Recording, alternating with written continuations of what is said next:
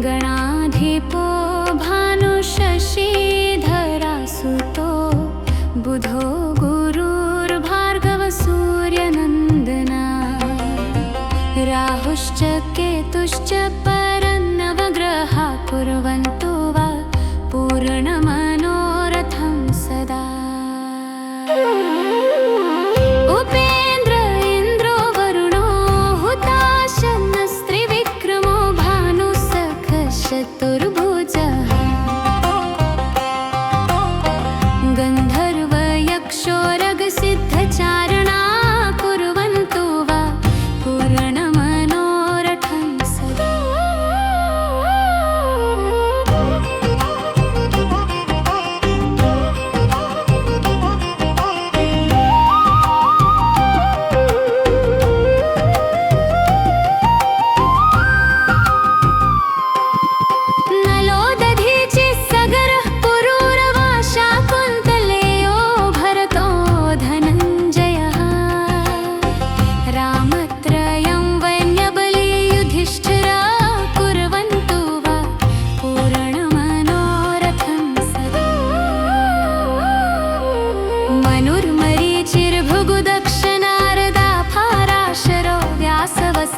भार्गवा वाल्मीकि कुम्भोद्भव गर्ग गौतमा कुर्वन् को वा पूर्णमनोरथं सदा।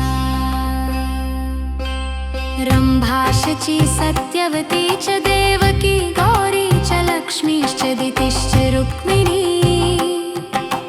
कूर्मो गजेन्द्र सचराचराधरा कुर्वन्तो वा पूर्णमनोरथं सदा। गङ्गा च क्षिप्रा यमुना सरस्वती गोदावरी नेत्रवती च नर्मदा सा चन्द्रभागा वरुणापसी नदी कुर्वन्तो वा पूर्णमनोरथं सदा। तुङ्गप्रभासो गुरुचक्रपुष्करङ्गया विमुक्ता बदरी वटेश्वरः केदार पम्पा सरसश्च नैमिषं कुर्वन्तो वा पूर्णमनोरथं सदा। शङ्खश्च दूर्वासितपत्रचामरं मणिप्रदीपो वररत्नकाञ्चनं सम्पूर्णकुम्भस्सृतो हुताशना कुर्वन्तो वा पूर्णमनोरथं सदा। प्रयाणकाले यदि वा सुमङ्गले प्रभातकाले च नृपाभिषेचने धर्मार्थकामाय जयाय भाषितव्यासेन कुर्यात् मनोरथं हि तत् हि तत्।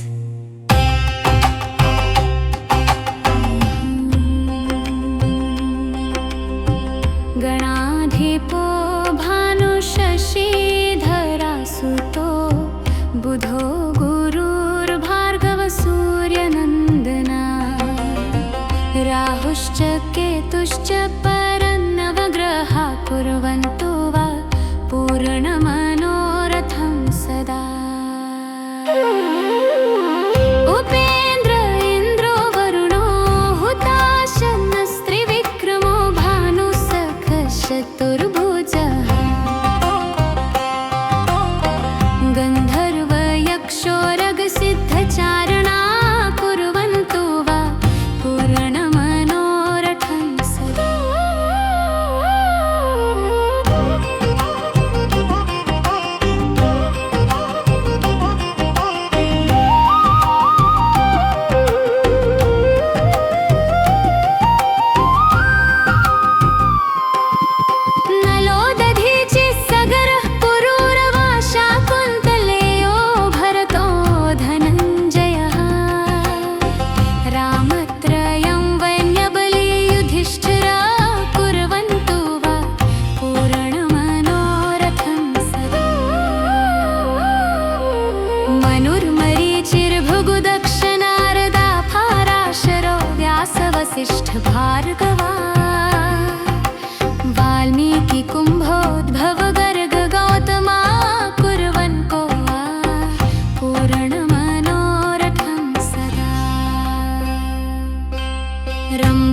रम्भाशची सत्यवती च देवकी गौरी च लक्ष्मीश्च दितिश्च रुक्मिणी कूर्मो गजेन्द्र सचराचराधरा कुर्वन्तु वा पूर्णमनोरथं सदा। गङ्गा च क्षिप्रा यमुना सरस्वती गोदावरी नेत्रवती च नर्मदा सा चन्द्रभागा वरुणापसी नदी कुर्वन्तु वा पूर्णमनोरथं सदा। तुङ्गप्रभासो गुरुचक्रपुष्करङ्गया विमुक्ता बदरी वटेश्वरः केदारपम्पा सरसश्च नैमिषं कुर्वन्तु वा पूर्णमनोरथं सदा। शङ्खश्च दूर्वासितपत्रचामरं मणिप्रदीपो वररत्नकाञ्चनं सम्पूर्णकुम्भस्सृतो हुताशना कुर्वन्तु वा पूर्णमनोरथं सदा। प्रयाणकाले यदि वा सुमङ्गले प्रभातकाले च नृपाभिषेचने धर्मार्थकामाय जयाय भाषितव्यासेन कुर्यात् मनोरथं हि तत् हि तत्।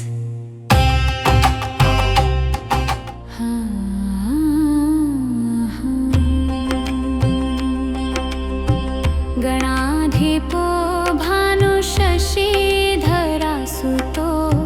बुधो गुरुर्भार्गवसूर्यनन्दना राहुश्च केतुश्च परन्नवग्रहा कुर्वन्तु वा पूर्णमनोरथं सदा। उपेन्द्र इन्द्रो वरुणो हुताशनस्त्रिविक्रमो भानुसखश्चतुर्भुजः गन्धर्वयक्षोरगसिद्धचारणा कुर्वन्तु वा पूर्णमनोरथं सदा।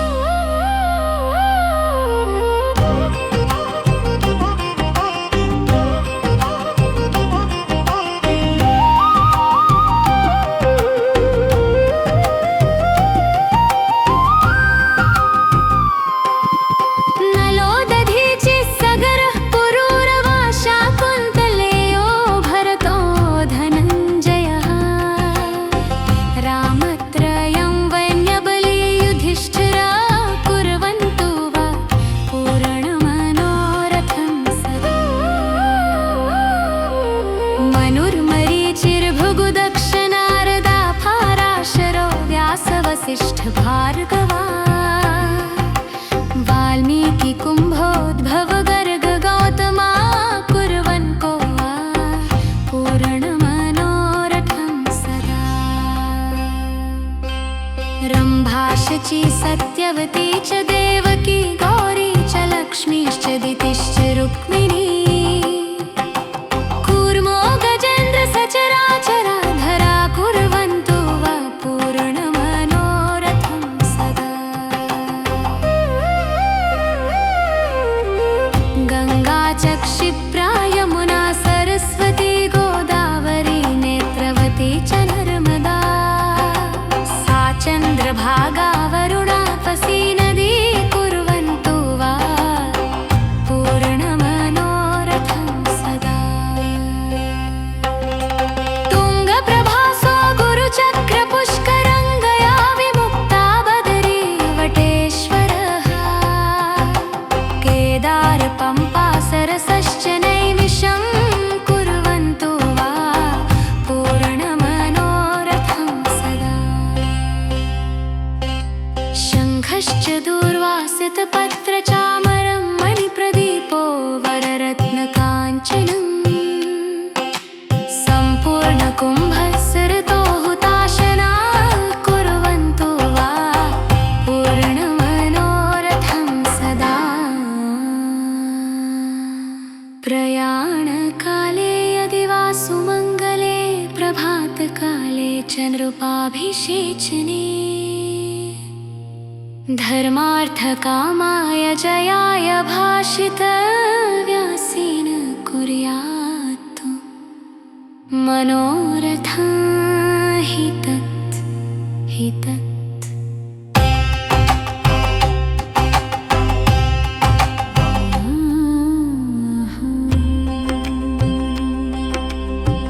गणाधिपो भानुशशीधरासुतो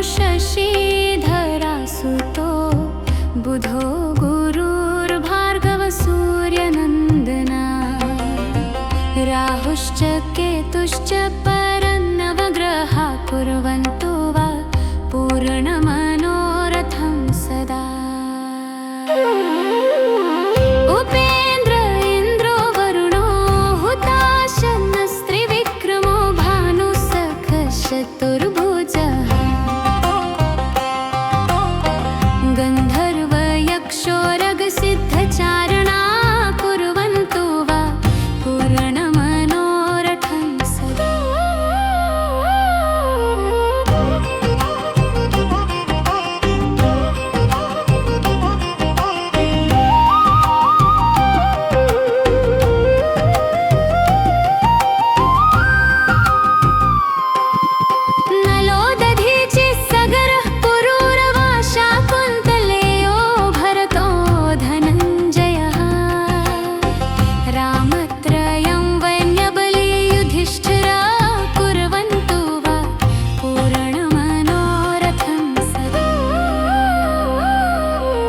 मनुर्मरीचिर्भृगुदक्षनारदा फाराशरो व्यासवसिष्ठ भार्गवा वाल्मीकि कुम्भोद्भव गर्ग गौतमा कुर्वन्तो वा पूर्णमनोरथं सदा। रम्भा शची सत्यवती च देवकी गौरी च लक्ष्मीश्च दितिश्च रुक्मिणी सचराचराधरा कुर्वन्तो वा पूर्णमनोरथं सदा। गङ्गा च क्षिप्रा यमुना सरस्वती गोदावरी नेत्रवती च नर्मदा सा चन्द्रभागा वरुणापसी नदी कुर्वन्तो वा पूर्णमनोरथं सदा। चक्रपुष्करङ्गया विमुक्ता बदरी वटेश्वरः केदार पम्पा सरसश्च नैमिषं कुर्वन्तो वा पूर्णमनोरथं सदा। शङ्खश्च दूर्वासितपत्रचामरं मणिप्रदीपो वररत्नकाञ्चनं सम्पूर्णकुम्भस्सृतो हुताशना कुर्वन्तो वा पूर्णमनोरथं सदा। प्रयाणकाले यदि वा सुमङ्गले प्रभातकाले चन्द्रोपाभिषेचने धर्मार्थकामाय जयाय भाषितव्यासेन कुर्यात् मनोरथं हि तत् हि तत्।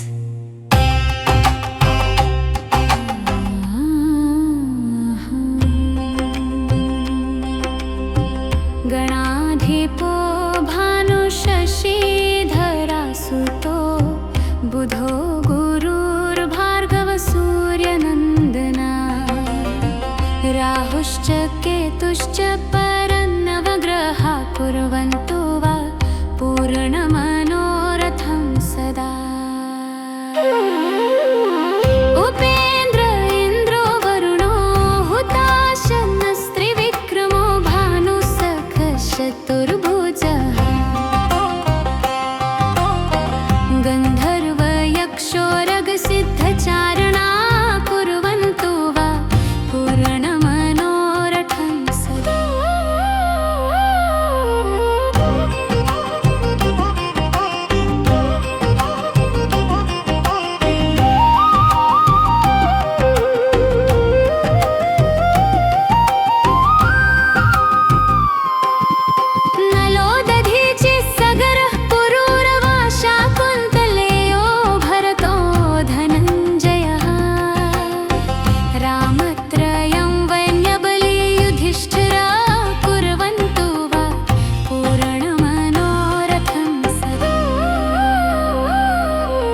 मनुर्मरीचिर्भृगुदक्ष नारदा पाराशरो व्यासवसिष्ठ भार्गवा वाल्मीकि कुम्भोद्भव गर्ग गौतमा कुर्वन् को वा पूर्णमनोरथं सदा। रम्भा शची सत्यवती च देवकी गौरी च लक्ष्मीश्च दितिश्च रुक्मिणी कूर्मो गजेन्द्र सचराचराधरा कुर्वन्तु वा पूर्णमनोरथं सदा। गङ्गा च क्षिप्रा यमुना सरस्वती गोदावरी नेत्रवती च नर्मदा सा चन्द्रभागा वरुणापसी नदी कुर्वन्तु वा पूर्णमनोरथं सदा।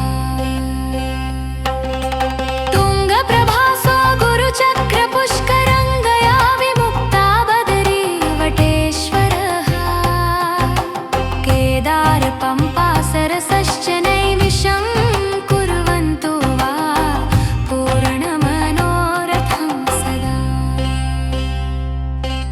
शङ्खश्च दूर्वासितपत्रचामरं मणिप्रदीपो वररत्नकाञ्चनं सम्पूर्णकुम्भस्सृतो हुताशना कुर्वन्तु वा पूर्णमनोरथं सदा।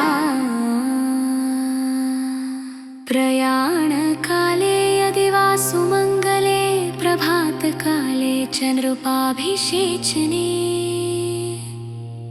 धर्मार्थकामाय जयाय भाषितव्यासेन कुर्यात्। गणाधिपो भानुशशीधरासुतो बुधो गुरुर्भार्गव सूर्यनन्दना राहुश्च केतुश्च परन्नवग्रहा कुर्वन्तु वा पूर्णमनोरथं सदा। उपेन्द्र इन्द्रो वरुणो हुताशनस्त्रिविक्रमो भानुसखश्चतुर्भुजः गन्धर्वयक्षोरगसिद्धचारणा कुर्वन्तु वा पूर्णमनोरथं सदा।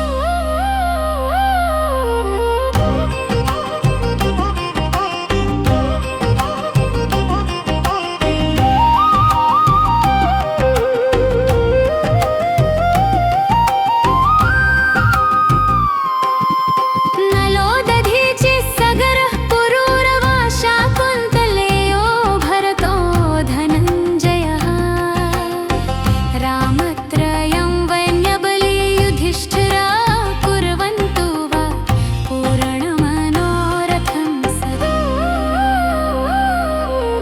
मनुर्मरीचिर्भृगुदक्ष नारदा पाराशरो व्यासवसिष्ठ भार्गवा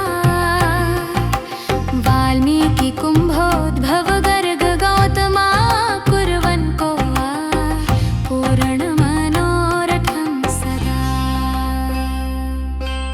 रम्भा शची सत्यवती च देवकी गौरी च लक्ष्मीश्च दितिश्च रुक्मिणी कूर्मो गजेन्द्र सचराचराधरा कुर्वन्तु वा पूर्णमनोरथं सदा। गङ्गा च क्षिप्रा यमुना सरस्वती गोदावरी नेत्रवती च नर्मदा सा चन्द्रभागा वरुणापसी नदी कुर्वन्तु वा पूर्णमनोरथं सदा। तुङ्गप्रभासो गुरुचक्रपुष्करङ्गया विमुक्ता बदरी वटेश्वरः केदार पम्पा सरसश्च नैमिषं कुर्वन्तु वा पूर्णमनोरथं सदा।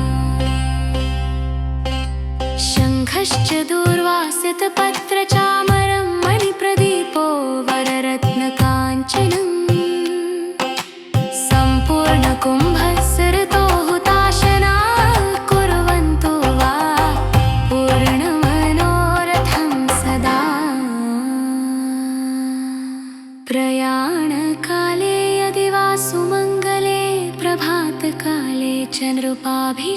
सेचने धर्मार्थकामाय जयाय भाषितव्यासेन कुर्यात् मनोरथं हि तत्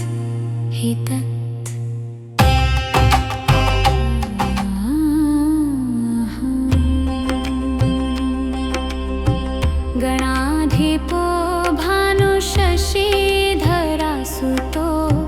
बुधो गुरुर्भार्गवसूर्यनन्दना राहुश्च केतुश्च परन्नवग्रहा कुर्वन्तो वा पूर्णमनोरथं सदा उपेन्द्र इन्द्रो वरुणो हुताशनस्त्रिविक्रमो भानुसखशतुर्भुजः गन्धर्वयक्षोरगसिद्धचारणा कुर्वन्तो वा पूर्णमनोरथं सदा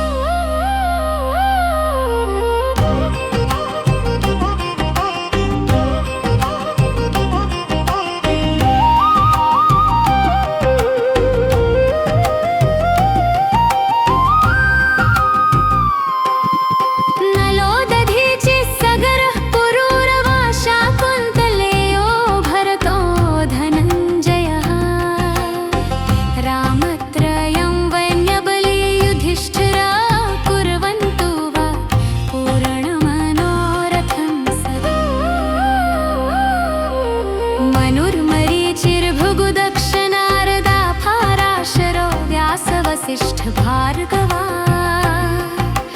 वाल्मीकि कुम्भोद्भव गर्ग गौतमा कुर्वन् को वा पूर्णमनोरथं सदा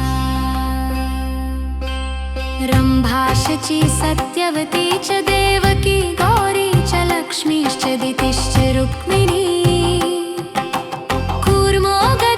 सचराचराधरा कुर्वन्तु वा पूर्णमनोरथं सदा गङ्गा च क्षिप्रा यमुना सरस्वती गोदावरी नेत्रवती च नर्मदा सा चन्द्रभागा वरुणा तपसी नदी कुर्वन्तु वा पूर्णमनोरथं सदा चक्रपुष्करङ्गया विमुक्ता बदरी वटेश्वरः केदार पम्पा सरसश्च नैमिषं कुर्वन्तु वा पूर्णमनोरथं सदा शङ्खश्च दूर्वासितपत्रचामरं मणिप्रदीपो वररत्नकाञ्चनं सम्पूर्णकुम्भस्सृतो हुताशना कुर्वन्तु वा पूर्णमनोरथं सदा प्रयाणकाले यदि वा सुमङ्गले प्रभातकाले च नृपाभिषेचने धर्मार्थकामाय जयाय भाषितव्यासेन कुर्यात् गणाधिपो भानुशशीधरासुतो बुधो गुरुर्भार्गवसूर्यनन्दना राहुश्च केतुश्च परन्नवग्रहा कुर्वन्तो वा पूर्णमनोरथं सदा उपेन्द्र इन्द्रो वरुणो हुताशनस्त्रिविक्रमो भानुसखशतुर्भुजः गन्धर्वयक्षोरगसिद्धचारणा कुर्वन्तो वा पूर्णमनोरथं सदा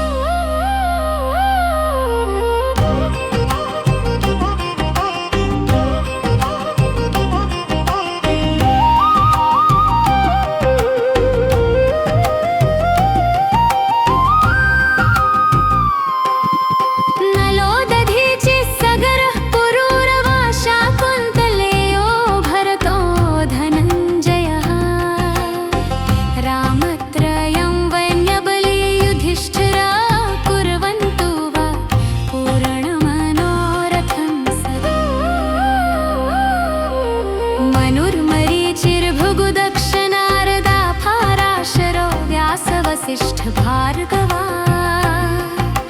वाल्मीकि कुम्भोद्भव गर्ग गौतमा कुर्वन् को वा पूर्णमनोरथं सदा रम्भा शची सत्यवती च देवकी गौरी च लक्ष्मीश्च दितिश्च रुक्मिणी कूर्मो गजेन्द्र सचराचराधरा कुर्वन्तु वा पूर्णमनोरथं सदा गङ्गा च क्षिप्रा यमुना सरस्वती गोदावरी नेत्रवती च नर्मदा सा चन्द्रभागा वरुणापसी नदी कुर्वन्तु वा पूर्णमनोरथं सदा तुङ्गप्रभासो गुरुचक्रपुष्करङ्गया विमुक्ता बदरी वटेश्वरः केदार पम्पा सरसश्च नैमिषं कुर्वन्तु वा पूर्णमनोरथं सदा शङ्खश्च दूर्वासितपत्रचामरं मणिप्रदीपो वररत्नकाञ्चनं सम्पूर्णकुम्भस्सरतो हुताशना कुर्वन्तु वा पूर्णमनोरथं सदा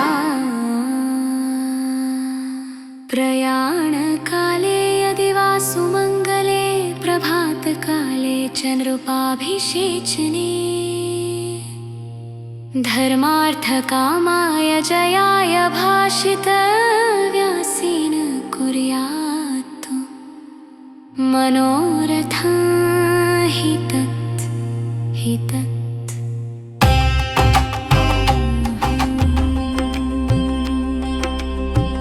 गणाधिपो भानुशशीधरासुतो बुधो गुरुर्भार्गव सूर्यनन्दना राहुश्च केतुश्च परन्नवग्रहा कुर्वन्तु वा पूर्णमनोरथं सदा उपेन्द्र इन्द्रो वरुणो हुताशनस्त्रिविक्रमो भानुसखश्चतुर्भुजः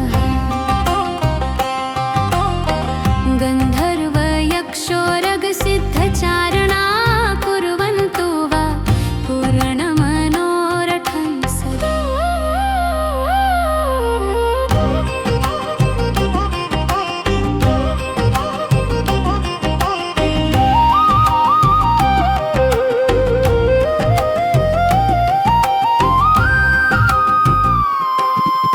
नलो दधीचिः सगरः पुरूरवा शाकुन्तलेयो भरतो धनञ्जयः रामत्रयं वैन्यबली युधिष्ठिरा कुर्वन्तु वा पूर्णमनोरथं सदा मनुर्मरीचिर्भृगुदक्ष नारदा फाराशरो व्यासवसिष्ठ भार्गवा वाल्मीकि कुम्भोद्भव गर्ग गौतमा कुर्वन् को वा पूर्णमनोरथं सदा रम्भा शची सत्यवती च देवकी गौरी च लक्ष्मीश्च दितिश्च रुक्मिणी कूर्मो गजेन्द्र सचराचराधरा कुर्वन्तु वा पूर्णमनोरथं सदा गङ्गा च क्षिप्रा यमुना सरस्वती गोदावरी नेत्रवती च नर्मदा सा चन्द्रभागा वरुणापसी नदी कुर्वन्तु वा पूर्णमनोरथं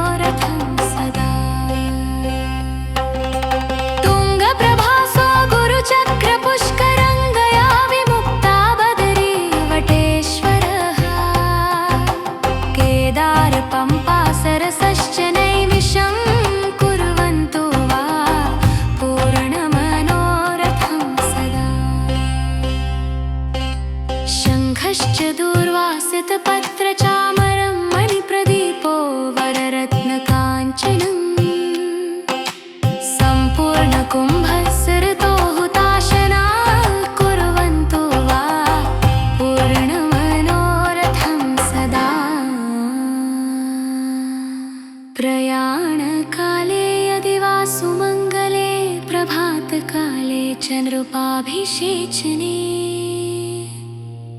धर्मार्थकामाय जयाय भाषितव्यासेन कुर्यात् मनोरथं हि तत्